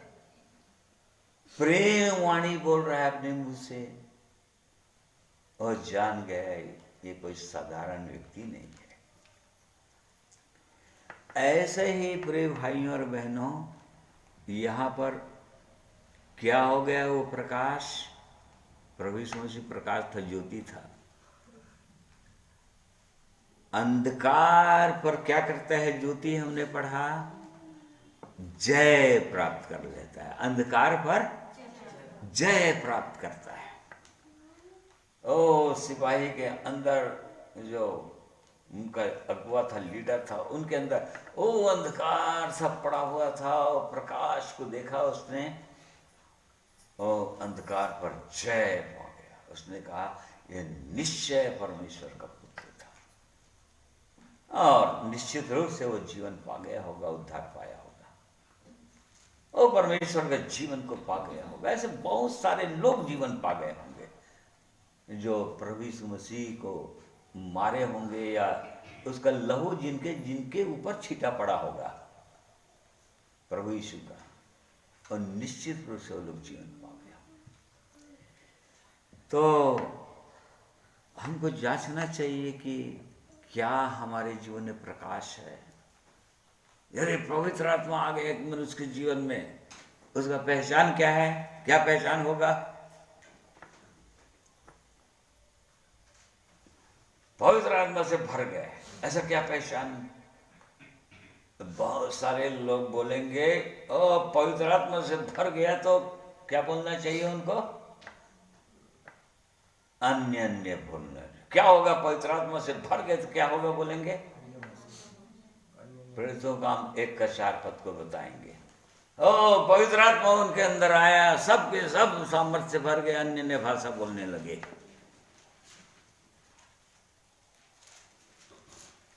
उसके बाद सब लोग अन्य अन्य भाषा नहीं बोलते थे। उसके बाद पौलुस ने कहा कि सब लोग ये भाषा नहीं बोलेंगे। 1 कुरिन्थी 14 अध्याय में कहा सब लोग नहीं बोलेंगे। हाँ, जिनको दान दिया जाएगा वो बोलेंगे, और वो केवल परमेश्वर के साथ बोलेंगे। भीड़ में सभा में बोलेंगे तो एक तो पागल लोगों की सभा है बोलेंगे, बोला पौलुस प्रेरित। ये तो पागलों की सभा है, यहाँ पर पागल लोग सब लोग हैं, ऐसे समझेंगे लोग बाग बोले। परंतु जब सामर्थ्य आया तो क्या आया? पवित्र आत्मा से भर गया। प्रभु यीशु तो अन्य अन्य भाषा बोला नहीं। वो 33.5 साल तक कहीं पर नहीं लिखा है कि प्रभु यीशु अन्य अन्य भाषा में बातें किया। तो क्या आया उसके अंदर? ओ पवित्र आत्मा प्रभु यीशु जैसे बपतिस्मा लिया उसके में लिखा पवित्र आत्मा और सामर्थ्य से भर गया। पवित्र आत्मा और सामर्थ्य से भर गया। और जब पवित्र आत्मा और सामर्थ्य से भर गए तो क्या करने लगा? प्रेरितों का काम 10 अध्याय उसका 38 पद।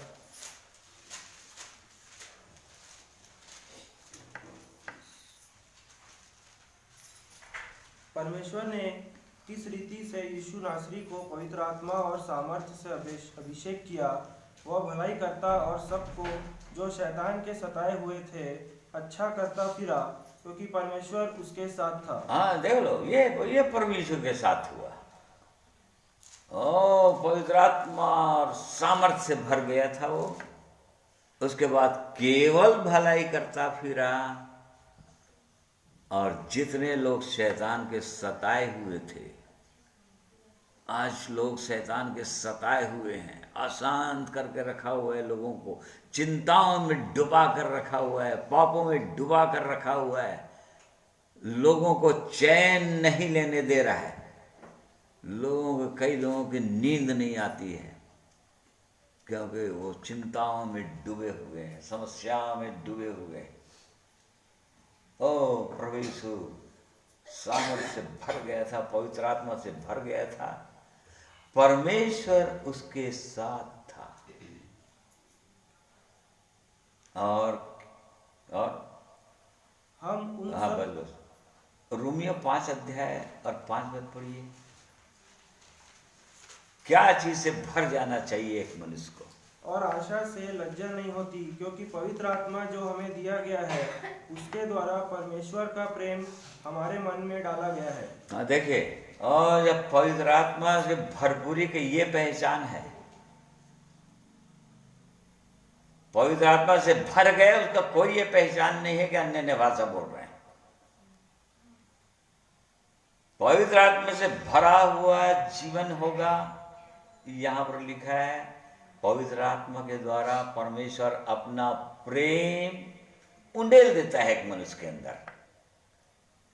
और इसी कारण से जब प्रभु यीशु मसीह के अंदर आया तो उसने प्रेम को प्रकट किया लोगों के जीवन। वो केवल प्रेम करता रहा। आज कोई प्रेम नहीं कर सकता, कोई क्षमा नहीं कर सकता जब तक पवित्र आत्मा ना हो, जब तक वो सामर्थ्य ना आ जाए मनुष्य के जीवन में। सामर्थ्य देगा, पवित्र आत्मा तुम पर आएगा तो तुम सामर्थ्य पाओगे। क्या करने के लिए सामर्थ्य पाओगे? क्या करने के लिए सामर्थ्य पाता है मनुष्य?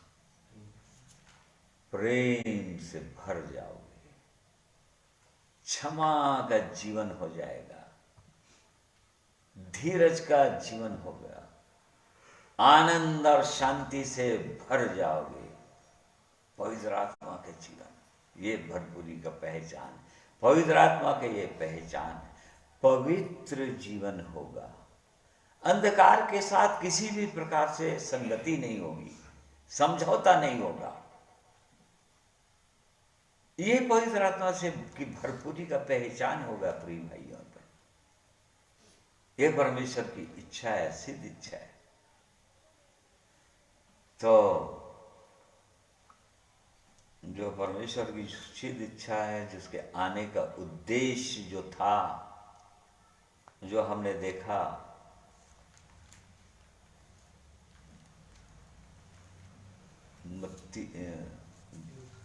लूका अध्याय में जो हमने देखा, दूसरे अध्याय में जो सिमोन जो धन्यवाद दे रहा है, सिमोन का गीत लिखा है। मतलब वो परमेश्वर की महिमा कर रहा था, वो परमेश्वर का धन्यवाद कर रहा था।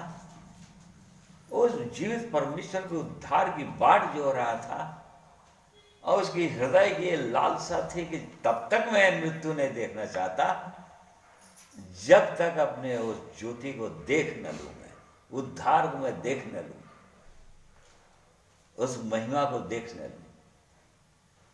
उसको हम देख रहे थे, और यही उसका उद्देश्य था कि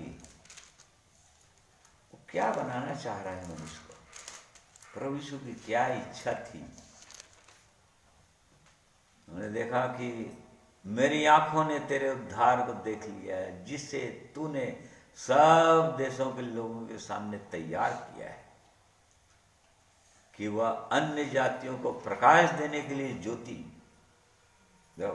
अन्य जातियों को प्रकाश तभी मिलेगा जब एक मनुष्य ज्योति बनेगा, अर्थात वो स्वयं प्रभु यीशु जो ज्योति है, एक मनुष्य के हृदय के अंदर वो ज्योति आ जाएगी, और तब फिर उसके जीवन के द्वारा, प्रभु यीशु के जीवन के द्वारा उसके जीवन में वो प्रकाश आ जाएगा। और उस प्रकाश को जब लोग देखेंगे, तब वो यशाया में लिखा है, तब लोग तेरे प्रताप को देखकर अन्य जातियां तेरे पास आ जाएंगे, लोग आ जाएंगे। और इसीलिए पहला पद में कहा कि उठ प्रकाशमान हो, उठो प्रकाशमान हो, तेरा प्रकाश आ गया है। वो तो आ गया है, पर अभी इधर आया है कि नहीं, हृदय के अंदर इधर प्रकाशित किया है कि नहीं, वो ज्योति चमकी है कि नहीं, इसको हमको जांचना चाहिए। प्रभु यीशु जहां थे, उसके बाद उस चेलों के अंदर ज्योति आ गई, 120 लोगों के अंदर। ओ पवित्र आत्मा से लोग भर गए, और उसके बाद जो गवाही देने, फिर तो उनका डर तो कहाँ चल भाग गए पता ही नहीं। वो तो मरने से डर ही नहीं रहे थे उसके बाद। और याजकों और महायाजकों के प्रेरितों का 4-5 पूरा पढ़िए, प्रेरितों काम को पढ़िए। पौलुस राजाओं के सामने सीधा सीधा जवाब देने लगा। कहाँ गया उनका डर? पवित्र आत्मा जब से भर जाता है ना मनुष्य का जीवन, डर भय सब समाप्त खत्म हो जाता है उसके जीवन में। उसके बाद प्रभु यीशु ने कहा यरूशलेम को नहीं छोड़ना। कब तक? जब तक पवित्र आत्मा रूपी सामर्थ तुम्हारे अंदर ना आ जाए तब तक। और जब आ जाएगा तब तुम क्या करना? तब तुम मेरे गवाह हो जाओगे यरूशलेम में, यहूदिया में, सामरिया में और पृथ्वी के। मेरे प्रिय भाइयों और बहनों, प्रभु यीशु के जाने के बाद उसके जो चेले थे, जो 120 लोग थे, वो लोग पवित्र आत्मा रूपी आग से भर गए थे। और उसके बाद अन्य अन्य जगहों में वो प्रकाश देते रहे, प्रकाश का काम करते रहे वो लोग। और उसी दौरान फिर कुछ सालों के बाद प्रभु यीशु के एक शिष्य भारत देश भी आए। थोमा केरल में आया, फिर मद्रास में उसकी मृत्यु हुई, और चेन्नई बोलते हैं अभी, उस वहाँ पर कब्र है उसकी। अब वो यहाँ प्रकाश देने लगा भारत देश के अंदर। इसलिए साउथ इंडिया में बहुत ज़्यादा क्रिश्चियन इसीलिए है। केरल में तो बहुत क्रिश्चियन है, क्योंकि वहाँ प्रभु यीशु आए। वहाँ थोमा जो है प्रचार किया लोगों के बीच में, वो प्रकाश देता रहा, प्रकाश देता रहा। और जो लोग उस प्रकाश में देखे वो लोग जीवन पाने लगे। उसके बाद वही प्रकाश आज पूरे भारत में। आज यदि हमको चुना है परमेश्वर, यदि हम कहते हैं मुझको चुना है उसने, मुझको बुलाया है, अपने पास बुलाया है, मुझको सुंदर जीवन दिया है, यदि कोई भाई और बहन कहता है ऐसा, तो क्या हमारे जीवन का प्रकाश चमक रहा है? हमारे जीवन के द्वारा उस परमेश्वर का प्रकाश माध्यम ये है। सामर्थ वहां से आए, पावर उधर से आएगा, सामर्थ उधर से आएगा। पवित्र आत्मा से भरता जाएगा एक व्यक्ति, प्रकाश देता रहेगा। क्या वो प्रकाश है जीवन के अंदर? क्या जो लोग अंधेरे में बैठे हैं वो लोग ज्योति देख पा रहे हैं? क्या वो ज्योति देख पा रहे हैं? मतलब अपने जीवन के अंधेरे में छिपे हुए पापों को देख पा रहे हैं वो लोग? और नहीं तो फिर प्रकाश का काम ही Ephesians 5 में लिखा हुआ है, प्रकाश उलाहना देता है। ज्योति का काम अंधेरे में छिपे हुई चीजों को प्रकट करना होता है, उसका काम ही है, ज्योति का काम है। अपने यहाँ अंधेरा भागेगा, लोग देख लेंगे यहाँ, हाँ अरे अंधेरा था कुछ नहीं दिखा, अब अंधेरा चला गया तो अब सब कुछ दिखाई दे रहा है। यहाँ पर कचरा है, वहां पर झाड़ू है, वहां पर गंदा है, तभी मनुष्य देख पाता है। तो परमेश्वर का हम धन्यवाद करते हैं कि वो अद्भुत महान परमेश्वर है हमारे। और यदि वो ज्योति हमारे अंदर आ गया है, यदि हम ज्योति के पीछे चल रहे हैं और उसकी ज्योति में हम भी ज्योति पा लिए हैं, और वो प्रकाश लगातार हमारे जीवन में आता जा रहा है, पवित्र आत्मा रूपी तेज, और तभी हम प्रकाशित होंगे। जब तक परमेश्वर के साथ एक व्यक्ति का संबंध है, जुड़ा हुआ है परमेश्वर से, पवित्र आत्मा ही पहचान है उसका। जब तक परमेश्वर से एक व्यक्ति जुड़ा हुआ है वो प्रकाशित होता रहेगा। और यदि प्रकाशित नहीं हो रहा है तो हर विश्वासी भाई बहनों को जांचना ही चाहिए कि मेरे अंदर वो प्रकाश अर्थात पवित्र आत्मा का जीवन है कि नहीं। ये परमेश्वर की इच्छा है कि हम जांचें, हम अपने आप को देखें, परखें। और इसलिए परमेश्वर इन वचनों के द्वारा हम में से हर एक की सहायता, अगुवाई करें कि बहुत गंभीर होकर हम जांच सकें, देख सकें, और ओ परमेश्वर की जो इच्छा थी, प्रभु यीशु की जो इच्छा थी, क्या हमारे जीवन के द्वारा वो पूरा कर पा रहा है। इस बात को हमको जांचना पड़ना चाहिए। आइए एक गीत और सुनेंगे परमेश्वर की महिमा में भाई उदय के द्वारा।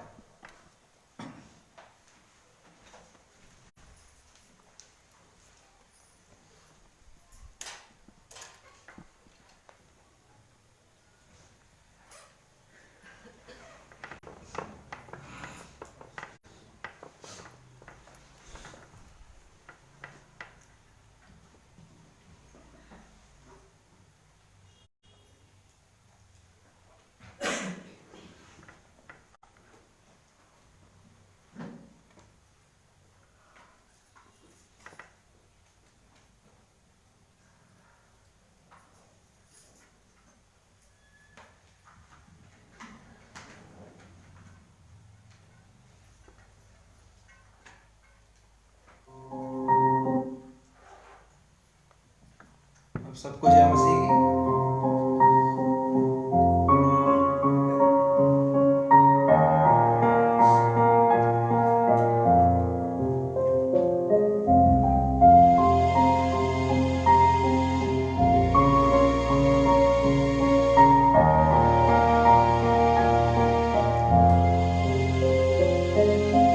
तेरे सिवा कोई नहीं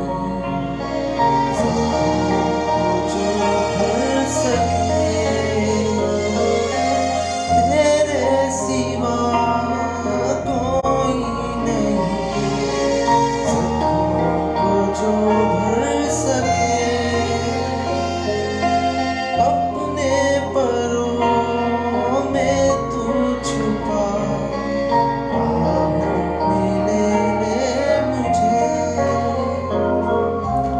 अपने परों में तू छुपा मिले ले मुझे। चली तेरी बातों में, तेरे ही छीने हाथों में, ऐसी तेरी बातों में, तेरे ही छीने हाथों में। मैं तेरी राहों पर चलता रहूं मेरे खुदा। मैं तेरी राहों पर चलता रहूं मेरे खुदा।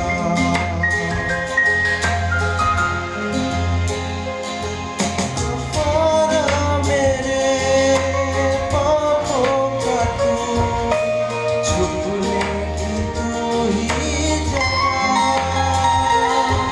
कफारा मेरे पापों का तू, छुपने की तू ही जगह। राहों की तू है रोशनी, रूह जा बदन की शिफा। राहों की तू है रोशनी, रूह जा बदन की शिफा।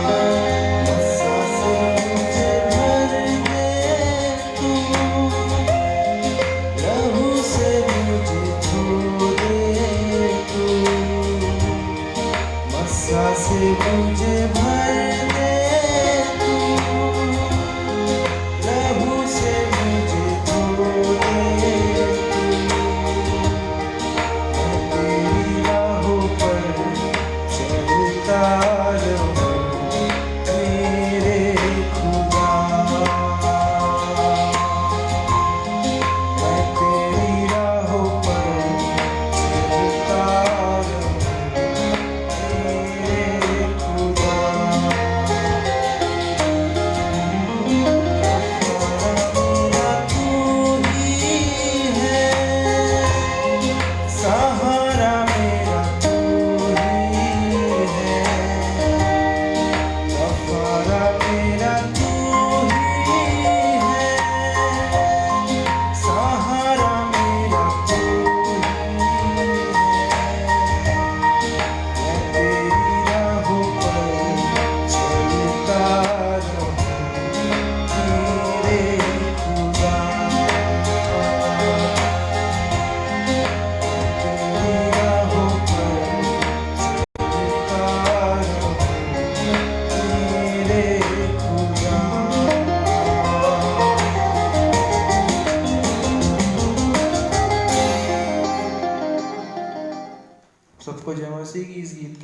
परमेश्वर आप सबको आशीष दे।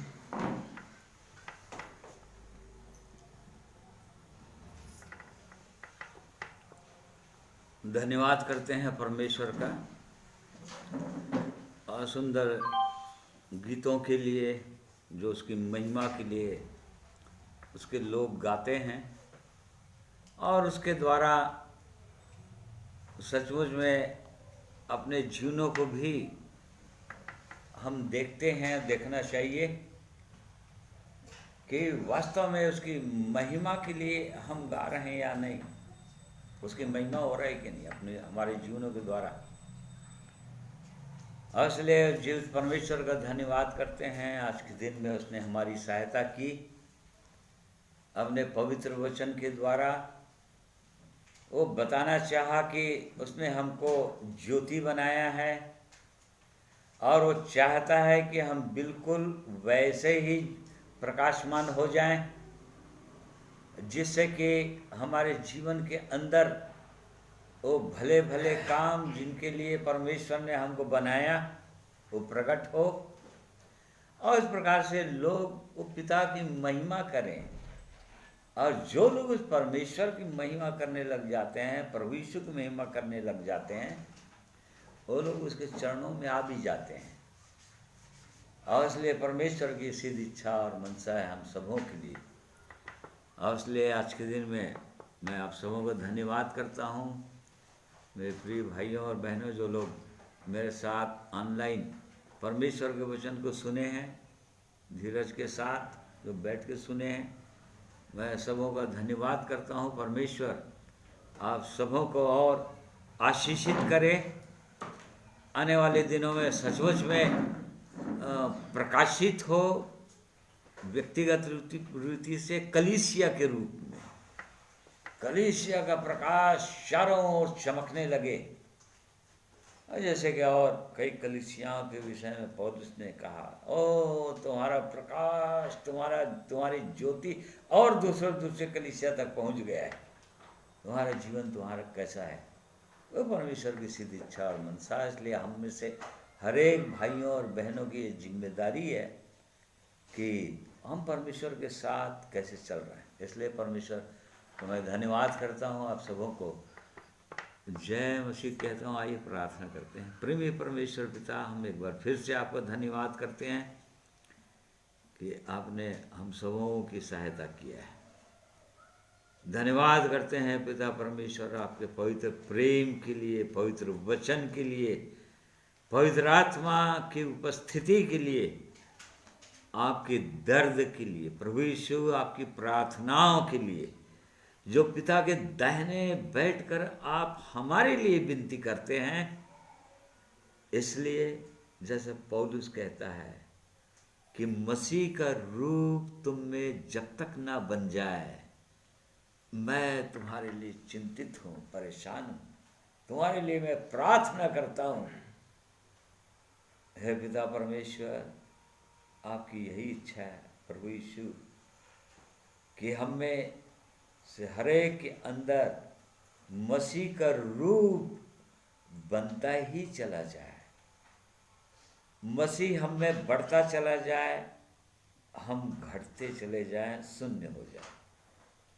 यही आपकी सिद्ध इच्छा और मनसा है।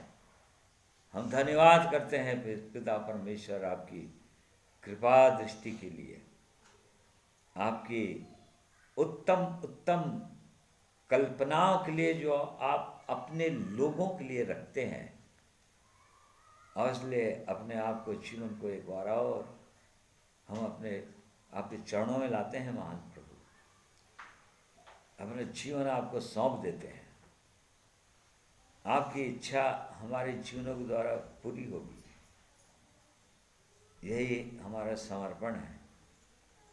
पवित्र आत्मा से हमें और भरिए प्रभु, ताकि हम आपका प्रकाश को लोगों तक, अन्य जातियों तक चमका सकें। अर्थात जो लोग आज उद्धार का अनुभव नहीं करते हैं, उनके लिए हम प्रकाश बन जाएं।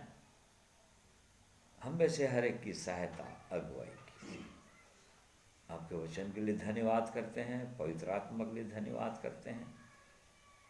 जिसके द्वारा हम बोल पाए, सुन पाए, समझ पाए, और भी हमारी सहायता कीजिए कि इन वचनों को अपने हृदय के अंदर भी रख सके और लगातार इन वचनों को अपने कानों से सुन भी सके।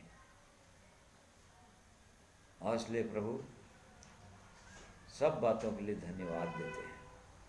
आज की संगति के लिए धन्यवाद करते हैं, आपकी उपस्थिति के लिए धन्यवाद करते हैं, और प्रार्थना को प्रभु यीशु के नाम में मांगते हैं, सुनिए, ग्रहण कीजिए।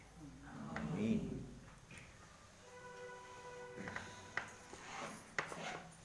आप सबों को धन्यवाद, आप सबों को जय मसीह।